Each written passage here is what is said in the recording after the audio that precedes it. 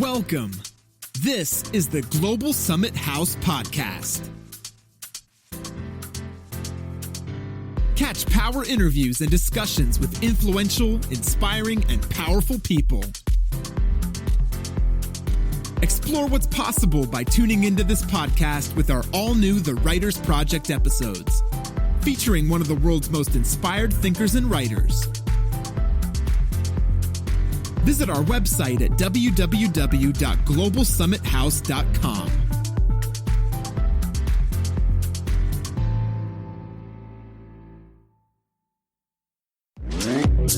Welcome to the TE Spotlight, where we shine a light on the next and new authors, artists, comedians, choreographers, actors, directors, musicians, internet personalities, up-and-comer or well-established, people you need to know and people you need to know more about.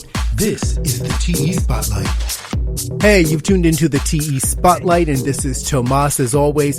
Today, I have a conversation planned for you that is absolutely amazing, and it's with Dr. Nguyen Tran. He has professional expertise in electronics and communication engineering, which we're going to talk about that later because my mind is already blown, right? But today we were talking about his new book, which is Mind Control Yoga. So, Dr. Tran, welcome to the TE Spotlight. How are you doing today? Very well, thank you. Thank you for talking to me. Absolutely. And I hope I can release some information to the world about my book. Let's start right there with the book. Tell us a little bit about the book and what you intended to accomplish by writing it. Yes, thank you. Well, the book took place about 60 years ago when I came to Australia to study electronic engineering. And I was, as a freshman, I was caught in a lot of stress and problems, language problems, cultural problems, English problems, and so on and so forth. And I had trouble in learning. So I went to the university medical center, and they say, yes, well, you do yoga, so you should learn meditation. So they put me in meditation and want to empty my mind to get rid of the stress. But it didn't work. So I said, well, they said, we can give you ECT. You know, ECT, electroconvulsive therapy. Mm-hmm. And I didn't like that either because my friend was given that and he failed in the exam and he was sent home. So I refused to do that. So I went into a shop trying to find some books on yoga meditation that suit my mind. And I found a book called Hatha Yoga, written by an American called Theodore Bernard. He was a PhD student where he went to India to learn yoga. And he was taught by a couple of Indians how to do yoga and meditation. And his book is very well written, very clear, and not much of the religion and spirituality. So I liked the book a lot. So I bought it from the shop for $1.50. And the shop owner was delighted because the book was there for a while, but no one paid interest in it. And he said to me that I would enjoy every page of the book. And I say, yes, I'm thinking of this book to learn yoga, to write a book on yoga meditation to clear my mind, to improve my mind. And so that's where the book started. But I didn't write it until when I retired from academic job, just only not many years ago. So this... And the title of the book, sorry. No, please, go ahead on. Yes? I'm sorry. No. The title of the book was suggested by the... by the book Hatha Yoga of Theodore Bernard, because while reading this title aloud, Hatha Yoga, and some voice came to my head, said that you have to control your mind. And I said, how do we do that? He said, by controlling your breath.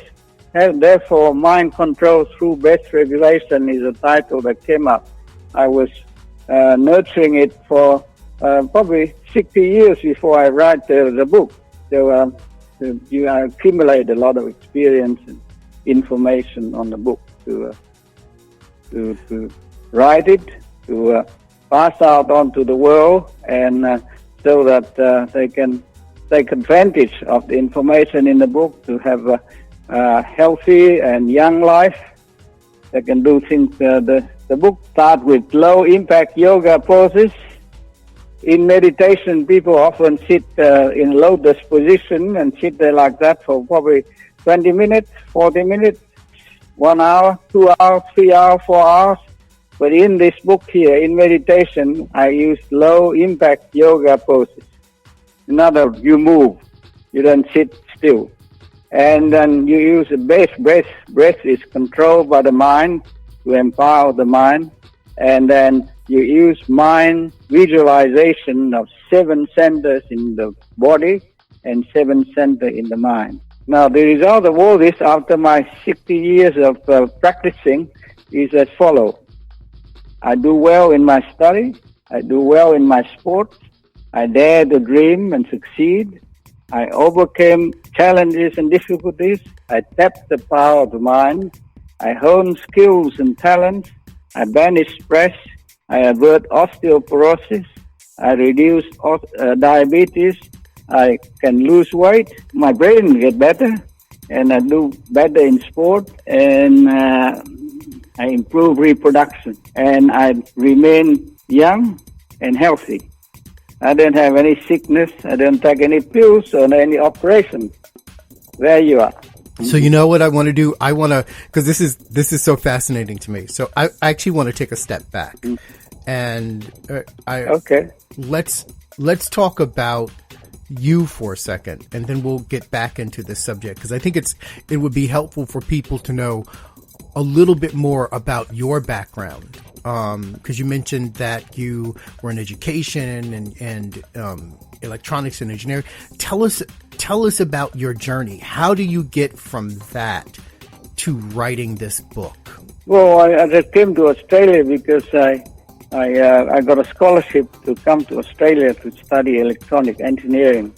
The Australian people want to offer this scholarship to Vietnamese students who pass the exams to come to Australia to do the thing. I thought it's very easy. I do study half a day, the other half day I go to the beach and, swimming and surfing and so on and so forth. But when I arrived, I didn't have any time to do that because my mind is so stressed and so on and so forth. So I had to solve that problem to repay the confidence that the Australian people have given me to do study and come home and help the Vietnamese people. Do you mind me asking why you were so stressed? Like, what was so stressful, besides the obvious leaving Vietnam and going to Australia, but what was so difficult, so stressful for you at that point that you needed to find something? What drove you towards that? Yeah, the stress is because I came from the village in Vietnam. And in the village, we didn't study in the high school there. We didn't do much about electronics and all these things. Students in Australia, when they go to do electronic engineering, they usually have a lot of practice on electronics and things like that. We have no background on the electronics. Number two is the English that I learn at home is different from the English I found in Australia. They say to me that, you come to Australia to die. But I say, no, I don't die here. So I have to get over that sort of English. In the class, I very often couldn't take notes because my English is different from that. So it took a while for me to get used to. And then the other problem is the food. Now, very rich food, a lot of protein and things like that. I usually eat a lot of vegetables. And so that's another problem. And then getting used to the way people... Well, we were the first few that arrived in Australia. But at that time in Australia haven't had much information on people from Asia. So It's very difficult. And then we go out on the street, everyone look the same. They dress in the same way and so on and so forth. Right. So we got all kind of problems, yeah. So this is interesting to me because it makes sense that yoga was a part of your journey to dealing with this stress, because we're talking about mind, body, and spirit. And it seems as though it was the food, that was the body, it was the culture, the mind, the dealing with the engineering and that kind of thing, and coming from afar. So everything, mind, body, spirit, emotions, was out of whack, and yoga really helped with that. Why did you decide to write this book, though, and share it with others? What do you want other people to take from this? The trouble was that they put me into meditation at the University Medical Center. They asked me to empty my mind. I said, sit there for hours virtually, and they say, you keep wait until the mind is clear. But it never gets clear, because I'm an active person. I want my mind to work, to think of problems, to solve problems, to invent problems, and things like that, invent new ideas, and so on and so forth. So that technique doesn't work with me. So I had to think of a new technique, and then that conversation with the person who sold me the book at $1.50 gave me the idea that I have to empower my mind to be able to get out of stress problem. And what I did was I did this breath regulation. I invented 4 types of breath. One is modify normal breath. Instead of doing it for 1.5 seconds, I do it 6 seconds. That modify normal breath. And I do oxygen breath. That was 21 seconds. And I do quantum breath, 21 seconds. I do resonant breath. That even add another 28 seconds. So all these breaths empower my mind, inspire it to think, to be creative, and give me ideas. All the problem that the electronic professor gave me to solve, they give me a solution very quickly while I'm meditating. So I'm very good. After 1 week, I feel better. After 4 weeks, all my problem gone. I got more time for my sport, and so on and so forth. I become a good student living in Australia like an Australian student. And the idea of this new method of meditation has improved my thinking very well. So I had the idea that when I get finished my study and so on, I'll write a book to let other people know of the new technique. So I build up information from that, read more books on yogas, and put all my idea after each meditation. New idea come up. I say, I got to do this, I got to do that. And then the idea come up. I say, I got to remain young. How do you do that? Well, the body have 10 systems that's sponsored by the brain. The skin, muscle, the stone, the bone, the nerves, the digestion, the excretory, the breath, the air, the blood, reproduction, endocrine. Endocrine is 7 hormones in the body that's supported by the mind. So to remain young, you have to activate all these things. In your meditation, you think of them all the time. And then the other problem is to get over a thing like weight. You can visualize losing weight. You can get osteoporosis. You can visualize the calcium in the body so that the osteoporosis can get reduced. And you can do diabetes. You think of how the sugar is maintained in the body to get all this. So all these things, if you keep on going from young to senior 80s, then you can remain young. And so all this information are kept up, and I then put in a book now for people to follow and to see whether it works on them. What was the moment in which you realized you wanted to be a writer? Well, we write a lot of assignments and so on.